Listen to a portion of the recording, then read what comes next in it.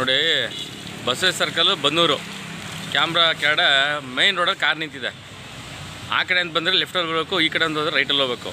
ಹಾಂ, ಇವ್ರಿಗೆ ಫೈನ್ ಹಾಕಿದ್ರೆ ಇವರು ಮೈನ್ ರೋಡಲ್ಲಿ ಕಾರ್ ನಿಲ್ಸ್ಕೊಂಡವ್ರಲ್ಲ, ಫೈನ್ ಹಾಕಿದ್ರೇನ್ರಿ ಪೊಲೀಸ್ ಇಲಾಖೆಯವ್ರೆ? ಅದೇ ರೈತರು ಹೆಲ್ಮೆಟ್ ಹಾಕೊಂಡು ಹೋಗಿಲ್ಲ ಅಂತಂದರೆ ಫೈನ್ ಹಾಕ್ತೀನಿ ಅಂತ ಹೇಳ್ತಿರಲ್ಲ, ರೋಡ್ ಮಧ್ಯೆ ಕಾರ್ ನಿಲ್ಸೋರಲ್ಲ ಫೈನ್ ಹಾಕಲ್ಲ ನೀವು. ಈಗ ಸ್ಕೂಟ್ರಿಗೆ ಮಾತ್ರ ಫೈನ್ ಹಾಕ್ತೀವಿ ಅಂತಲೇ ಅಗ್ರಿಮೆಂಟ್ ಹಾಕ್ಕೊಟ್ಟಿದ್ದೀರಾ ಹೈಕೋರ್ಟ್ಗೆ? ಇಲ್ಲಿ ಈಗ ಮಧ್ಯ ರೋಡಲ್ಲಿ ಕಾರ್ ನಿಲ್ಸೋರಲ್ಲ, ಹಾಕಿ ಅವ್ರಿಗೂ ಫೈನ್ನ. ಯಾಕೆ ನಿಮ್ಗೆ ಕಾಣ್ತಾ ಅಲ್ವಾ? ಹೆಲ್ಮೆಟ್ ಹಾಕ್ತಿದ್ದವ್ರಲ್ಲಿ ನೋಡಿ, ವ್ಯಾಪಾರಸ್ಥರು ಹೋಗ್ತಾರೆ ಹೆಲ್ಮೆಟ್ ಹಾಕ್ತಾನೆ, ಅವ್ರಿಗೆ ಮಾತ್ರ ಹಾಕ್ತೀರಿ. ಟಿಪ್ಪಲ್ ಲಾರಿಗಳು ನೇಮ್ ಬೋರ್ಡ್ ಇರೋಲ್ಲ, ಯಾವುದಕ್ಕೆ ಕಿತ್ತೋಗಿರೋ ಕೇರಳ ರಿಜಿಸ್ಟ್ರೇಷನ್ನು, ಆಮೇಲೆ ಕೇರಳ ರಿಜಿಸ್ಟ್ರೇಷನು, ತಮಿಳ್ನಾಡು ರಿಜಿಸ್ಟ್ರೇಷನು, ಯಾವುದಕ್ಕೂ ಕಿತ್ತೋಗಿರೋದು ರಿಜಿಸ್ಟ್ರೇಷನ್ಗಳು ಯಾವುದೂ ಇಲ್ಲ. ಹಾಕಿ ಎಲ್ಲದಕ್ಕೂ ಫೈನು ಹಿಡೀರಿ ಬಂದು. ಅದಾಗಲ್ಲ.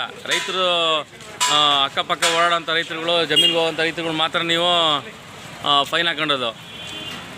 ಎಷ್ಟೋ ಟಿಪ್ಪಲ್ ಲಾರಿಗಳು ಓಡಾಡ್ತವೆ, ಹಿಂದೆ ಬೋರ್ಡ್ ಇರೋಲ್ಲ, ಮುಂದೆನೂ ಬೋರ್ಡ್ ಇರೋಲ್ಲ,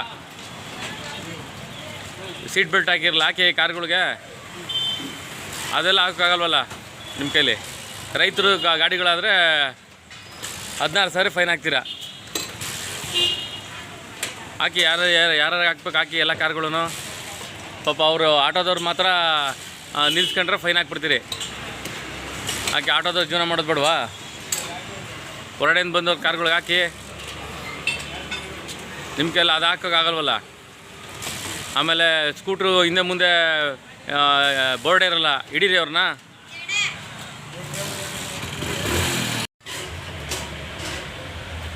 ನೋಡಿ, 112 ಕೂಡ ನಿಂತಿದೆ. ನೋಡೋಣ ಮಧ್ಯ ಕಾರ್ ತೆಗೆಸ್ತಾರೆ ಇಲ್ವ ನೋಡೋಣ. ಅವರು 112 ಗಸ್ತು ಬಂದಿದೆ. ಈಗ ಬೆಳಗ್ಗೆ 10:30 ನೋಡೋಣ ಈಗ ಕಾರ್ಗಳು ತೆಗೆಸ್ತಾರ ಏನು. ರೋಡ್ ಮಧ್ಯೆ ಏನಾನ ಕಾರ್ ನಿಲ್ಸೋಕ್ಕೆ ಏನಾನ ಪರ್ಮಿಷನ್ ಕೊಟ್ಟಿದ್ದಾರಾ ನೋಡಿ. 112 ಕೂಡ ಇಲ್ಲೇ ಇದೆ. ಯಾರು ತಲೆ ಕೆಡಿಸ್ಕೊಳ್ಳಲ್ಲ ರೀ. ಯಾರಾಗಿ ತಲೆ ಕೆಡಿಸ್ತಾರೆ? ಮಾಧ್ಯಮದವ್ರು ನಾವು ತಲೆ ಕೆಡಿಸ್ಬೇಕಷ್ಟೇ ಸಾರ್ವಜನಿಕವಾಗಿ. ಇನ್ನೊಂದಷ್ಟು ಚೇಲಗಳು ನಮ್ಮ ಮೇಲೆ ಗಾಂಚಲಿಗಳದು. ಯಾಕೆ ನಾವು ಸಮಾಜಮುಖಿ ಕೆಲಸ ಮಾಡ್ತೀವಲ್ಲ, ಅದಕ್ಕೆ ಅವ್ರಿಗೆಲ್ಲ ಉರಿತದೆ.